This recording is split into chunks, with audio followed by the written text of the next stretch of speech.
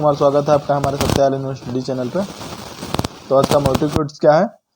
जब भी पढ़ाई करने बैठो ये सोचो कि आखिरी बार पढ़ रहा हूँ, कल मैं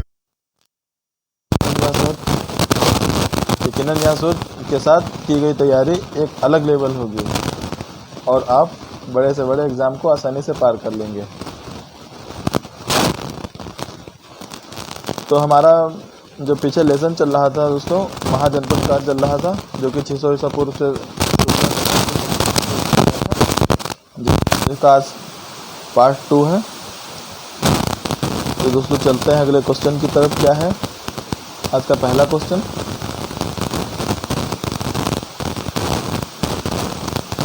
सिकंदर के भारत पर सफलता के निम्न कारण थे। एक, भारत में तब कोई केंद्रीय सत्ता नहीं थी। दूसरा, उसकी सेना श्रेष्ठ प्रकार की थी। दूसरा, इसे देशद्रोही भारतीय शासकों का सहयोग मिला था। तथा वह एक अच्छा प्रशासक था। तो इसमें क्या क्या रहेगा दोस्तों, देखते हैं।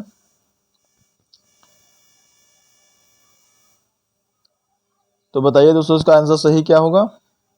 1 व 2 दोनों, या 1, 2 एवं 3, या ऑप्शन सी 3, 4 एवं 2, 3 एवं 4, ऑप्शन डी 1, 2, 3 एवं 4। तो इसका राइट आंसर क्या रहेगा दोस्तों? चलिए फटाफट बताइए दोस्तों क्या रहेगा। इसका राइट आंसर रहेगा ऑप्शन डी 1, 2, 3 एवं 4। चलिए बढ़ते हैं इसके दूसरे क्वेश्चन की तरफ। अभिलेखी के साथ से प्रकट होता है कि नंद राजा के आदेश एक नहर दी गई थी। अभिलेखी के साथ से प्रकट होता है कि नंद राजा के आदेश एक नहर को दी गई थी। अंको, वंश में, कलिंग में, मगध में। तो इसका राइट आंसर क्या रहेगा दोस्तों? इसका राइट आंसर रहेगा ऑप्शन सी कलिंग में।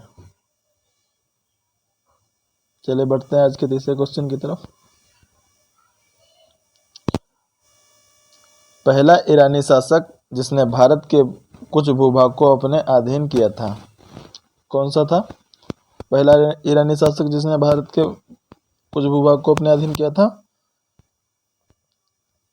साइरस, कोम्ब्रेसिस, डेरियस या जेरिसिस।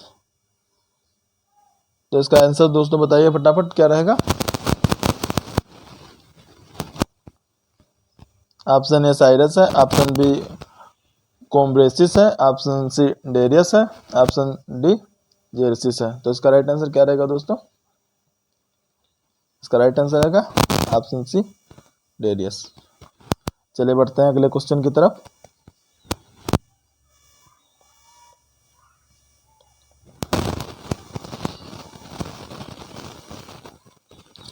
मगध के राजा अजातशत्रु का सदैव किस गणराज्य के साथ युद्ध रहा है? वाजीसंघ यानी वैशाली, पंजाल, या दोनों के साथ, या किसी के साथ नहीं। अजातशत्रु का सदैव युद्ध किसके साथ रहा है बताइए दोस्तों। इसका राइट आंसर क्या रहेगा?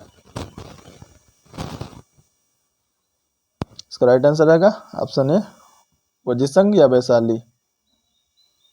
वाजीसंघ को ही दूसरे नाम से वैशाली के नाम से पुकारते थे। वाजीसंघ या वैशाली के विरुद्ध मगध राज्य के किस शासक ने प्रथम बार रथमुसल या एक ऐसा रथ जिसमें गदा जैसा हथियार जुड़ा था नामक हथियारों का प्रयोग किया गया? कहाँ किया गया? तो ये दोस्तों इसका ऑप्शन ए है Ajatashatru, option b Chandragupta Maurya, option c Kalashoka, option d Udayin. तो इसका राइट आंसर क्या रहेगा? इसका राइट आंसर रहेगा ऑप्शन ए अजातशत्रु। चलिए बढ़ते हैं अगले क्वेश्चन की तरफ। नंदवंश का अंतिम सम्राट कौन था? नंदवंश का अंतिम सम्राट कौन था दोस्तों? Option a Mahapadmananda, option b Dhanananda, option c Kalashoka या इनमें से कोई नहीं। तो इसका राइट आंसर क्या रहेगा? चलिए जल्दी से बताइए इसका राइट आंसर क्या रहेगा। इसका राइट आंसर रहेगा ऑप्शन बी धनंद। चलिए बढ़ते हैं अगले क्वेश्चन की तरफ। भारत में सिक्कों अथवा मुद्राओं का प्रचलन कब हुआ था? भारत में सिक्कों मुद्राओं का प्रचलन कब से हुआ? अशोक के शासनकाल में, या कनिष्क के शासनकाल में, या 600 ईसा पूर्व में, या 300 ईसा पूर्व में? कब हुआ था दोस्तों सिक्कों और मुद्राओं का प्रचलन? चलिए राइट आंसर बताइए इसका क्या रहेगा। इसका राइट आंसर रहेगा ऑप्शन सी 600 ईसा पूर्व में। चलिए बढ़ते हैं अगले क्वेश्चन की तरफ। निम्न राजाओं पर विचार कीजिए। पहला अजातशत्रु, दूसरा बिंदुसार, तीसरा है प्रसेनजित,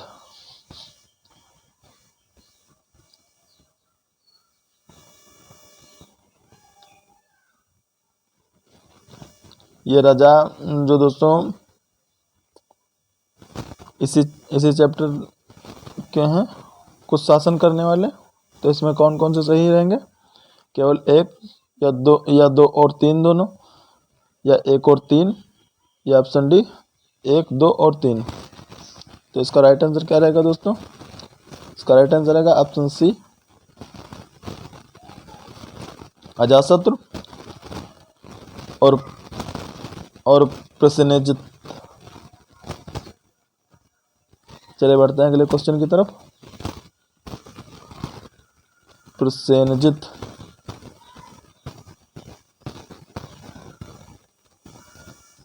छठी सदी ईसा पूर्व के दौरान बड़े राज्यों का उदय का मुख्य कारण क्या था? इसका ऑप्शन ए है उत्तर प्रदेश और बिहार के व्यापक पैमाने पर लोहे का उपयोग, ऑप्शन बी जनजात समाज में अधिक व्यवस्थित जमीन का मार्ग प्राप्त किया, या ऑप्शन सी व्यापार एवं वाणिज्य का उल्लेख का विकास, या ऑप्शन डी इनमें से कोई नहीं। तो इसका राइट आंसर क्या रहेगा दोस्तों? इसका राइट आंसर रहेगा ऑप्शन ए उत्तर प्रदेश और बिहार में व्यापक पैमाने पर लोहे का उपयोग करना। चलिए बढ़ते हैं अगले क्वेश्चन की तरफ।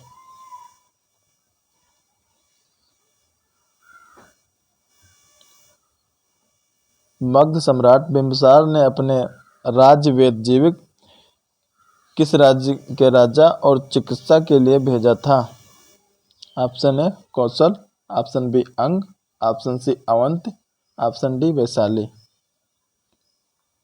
किसको चिकित्सा के लिए भेजा था?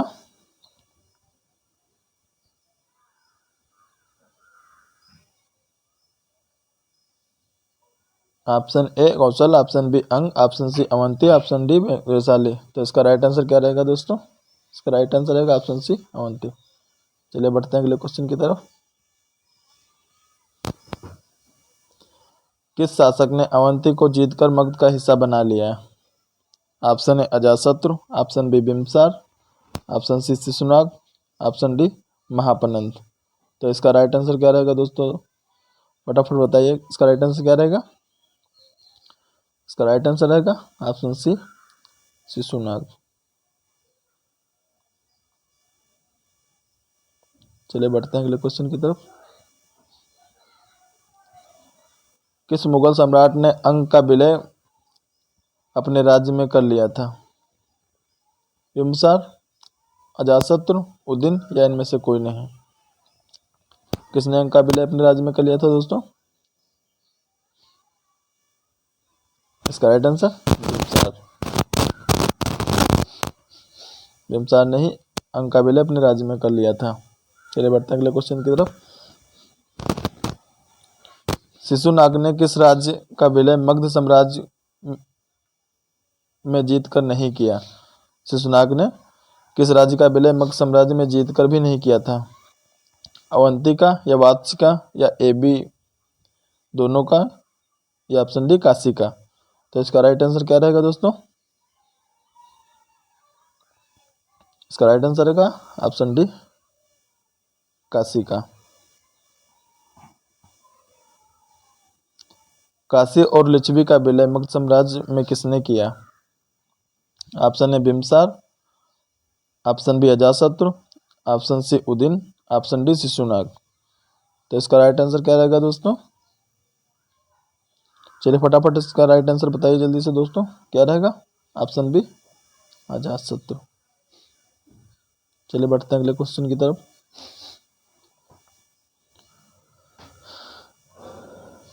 मगध साम्राज्य के बारे में कौन सा सही नहीं है? चलिए बताइए दोस्तों, कौन सा सही नहीं है इसमें? पुराणों एवं महाकाव्य के अनुसार इसकी स्थापना बृहद ने की।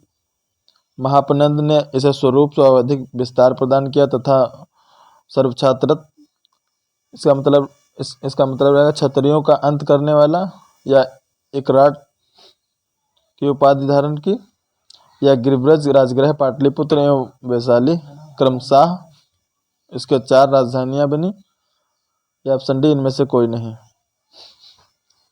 इसका राइट आंसर क्या रहेगा दोस्तों?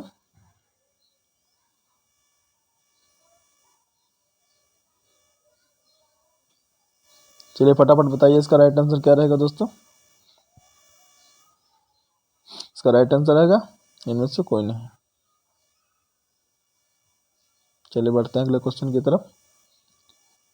सिकंदर के आक्रमण के समय उत्तर भारत पर निम्नलिखित राजवंशों में किसका शासन था? सिकंदर के आक्रमण के समय उत्तर भारत में निम्नलिखित राजवंशों में किसका शासन था? नंद का, ऑप्शन बी मौर्य का, ऑप्शन सी शुंग का, या इनमें से कोई नहीं। तो किसका शासन था जब सिकंदर ने आक्रमण किया था दोस्तों? ऑप्शन ए नंद का शासन था। चलिए बढ़ते हैं अगले क्वेश्चन की तरफ। निम्नलिखित में से कौन सा ऐसा पूर्व 6ठी सदी में आरंभ में भारत का सर्वाधिक शक्तिशाली नगर राज्य बना? कौन सा 6ठी सदी में आरंभ में भारत का सर्वाधिक शक्तिशाली नगर राज्य बना था? गांधार, या काशी, या मगध, या इनमें से कोई नहीं। तो कौन सा बना था दोस्तों? ऑप्शन सी मगध बना था। चलिए बढ़ते हैं अगले क्वेश्चन की तरफ। निम्नलिखित में से कौन सा भारत पर ईरानी आक्रमण के प्रभाव के रूप में माना जाता है? निम्नलिखित में कौन सा से भारत पर ईरानी आक्रमण के प्रभाव के रूप में माना जाता है? खरोष्ठी लिपि का प्रचार, या अभिलेख उत्कीर्णन करने की कला का प्रचार, या ईरानियों की छत्र प्रणाली का प्रचार, या घंटा आकार के गुंबद की कला का प्रचार, या स्त्री अंगरक्षकों की नियुक्ति। तो इसका राइट आंसर क्या रहेगा दोस्तों? चलिए बताइए इसके कौन कौन से कथन सही रहेंगे? 1, 2, 3 या 4, या 1, 2, 3 या 5, या 1, 3, 4, 5, या 1, 2, 3, 4, 5 सारे सही रहेंगे। कौन सा रहेगा दोस्तों? ऑप्शन फिर से आप एक बार देख लीजिए और क्वेश्चन भी देख लीजिए एक ही साथ में, और बताइए इसका राइट आंसर क्या रहेगा?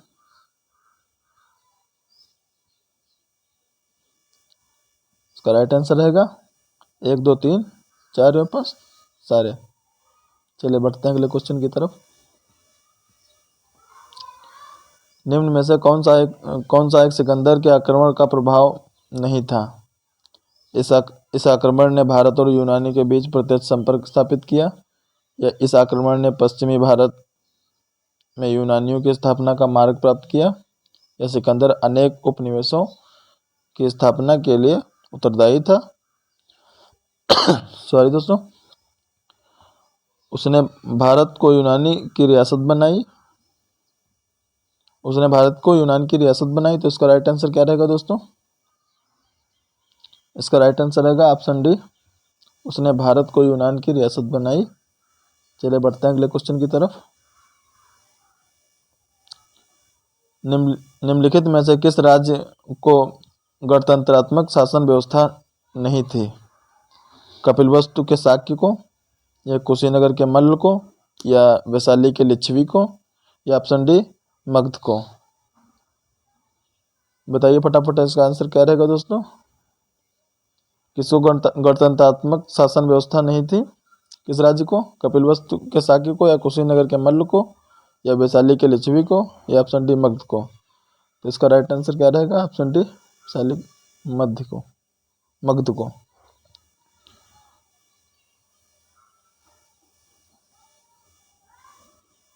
आज का लास्ट मोटिव कोट्स है, जितना कठिन संघर्ष होगा जीत उतनी ही शानदार होगी दोस्तों। तो ऐसे ही आप तैयारी में लगे रहिए और अपनी तैयारी बेहतर से बेहतर बनाइए। तो आज का सेशन कैसा लगा दोस्तों?